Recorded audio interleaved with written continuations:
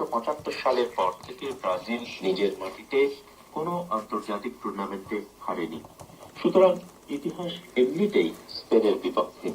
শুধু স্পেন নয়, সেটা ইউরোপের সব দলের জন্য সত্যি।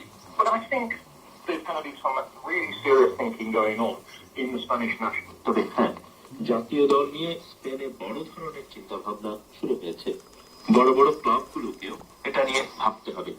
কারণ যে দলটি কনফেডারেশন কাপ থেকে ব্রাজিল গিয়েছিল, তাদের সিংহভাগই রিয়াল মাদ্রিদ আর বার্সেলোনায় খেলে। বিশ্বকাপের সময়ও এদের অনেকে দলে খেলবে। সুতরাং আগামী ঘরোয়া মৌসুমে ক্লাবগুলো এই ফুটবলারদের কতটা বিশ্রাম দিতে পারবে, সেটাও বড় চিন্তার বিষয়। ফুলের এই সাক্ষাৎকারের সাথে শেষ করছি মাঠে ময়দানের এ সপ্তাহের আয়োজন।